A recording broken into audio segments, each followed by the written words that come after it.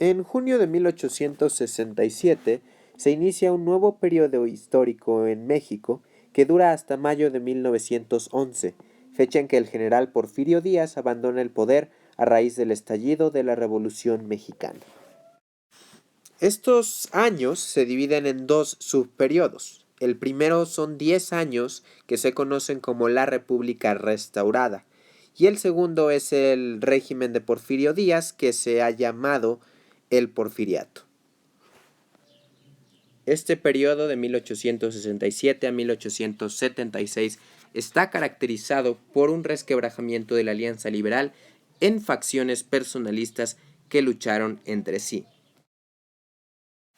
Benito Juárez comienza este periodo de gobierno con una política desmilitarizadora para debilitar al ejército, ya que tenía mucho poder y además por razones económicas. Después, en agosto de 1867, el gobierno de Juárez convoca elecciones para renovar los poderes y reformar la Constitución de 1857.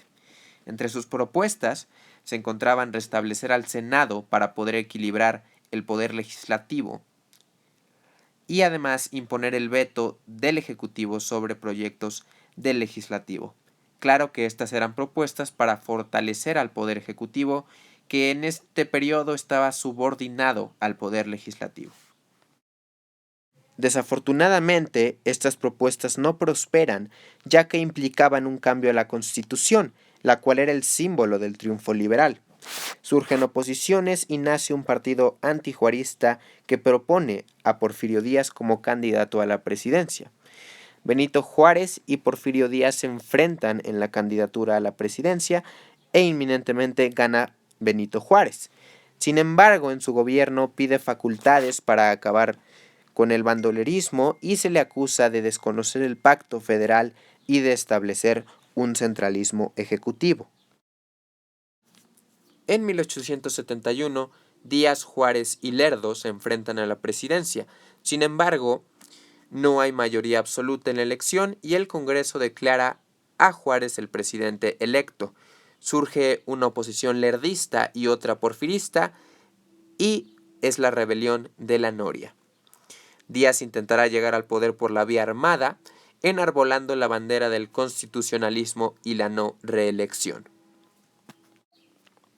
Agotado, Benito Juárez muere el 18 de julio de 1872, asumiendo la presidencia Sebastián Lerdo de Tejada. Sin embargo, él establece una política anticlerical y una tolerancia a la prensa que al final lo llevarán a perder su gobierno. Volviendo al gobierno de Juárez, este se encontró con una economía desquiciada y la reconstrucción económica fue un asunto prioritario. Para esto se enfocó en dos aspectos. Primero, el saneamiento de las finanzas públicas y por otro lado, la creación de una infraestructura que llevara al progreso material. De esto se encargarían 3 secretarios de Hacienda, José María Iglesias, Matías Romero y Francisco Mejía. Para esto se tomaron medidas como la reducción del ejército, la nacionalización de bienes en manos muertas, la reducción de la deuda interna, además de una centralización administrativa para quedarse con los impuestos que recolectaban los estados. En este periodo también se enfocó en la creación de obras públicas. Se le dio un énfasis a la importancia de las comunicaciones y Juárez y Lerdo trataron de insertar a México en una economía de mercado. Al principio fue complicado por la falta de inversiones europeas, pero en 1867 Juárez renueva la concesión a la compañía que construiría el ferrocarril de México a Veracruz, el cual se termina en 1873. Además de que se construyen líneas telegráficas con una labor intensa. También se buscó reconstruir a la nación, dándole cohesión al país por medio de la educación y la cultura. Se reglamenta la instrucción pública, se fundan asociaciones científicas y literarias, se arma un plan de educación para encauzar al país por la vía de la libertad y el progreso. En 1867 se crea la Ley Orgánica de Instrucción Pública para el DF y los territorios, que unifica la instrucción primaria, se crean escuelas secundarias para mujeres y se pretende dar una cultura general basada en la filosofía positivista. Es importante recalcar que este es un cambio muy radical, ya que ahora se sustenta la educación en la ciencia y no en la religión, como había sido desde la colonia.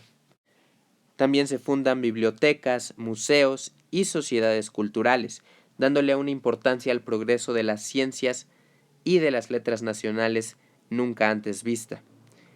También la historiografía toma un papel muy importante, ya que al separar la Iglesia del Estado, se necesita un nuevo sustento ideológico. Con esta nueva educación se moldearía la conciencia colectiva del país y se crearía un nuevo carácter nacional laico que modificaría los hábitos mentales, las costumbres y los valores de los mexicanos. Volviendo al tema político, en 1876 hay elecciones presidenciales y Sebastián Lerdo de Tejada intentaría la reelección. Sin embargo, hay dos oposiciones. Por un lado, la de Porfirio Díaz y por otro lado, la de José María Iglesias, en ese momento presidente de la Suprema Corte de Justicia.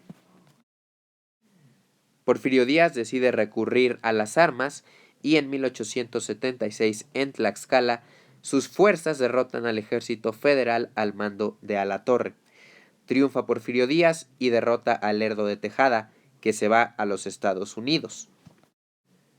Porfirio Díaz trata de llegar a un acuerdo con José María Iglesias, sin embargo, él no acepta y es derrotado en 1877 en Jalisco, por lo que huye igualmente a Estados Unidos y desde este momento queda Porfirio Díaz a cargo del país.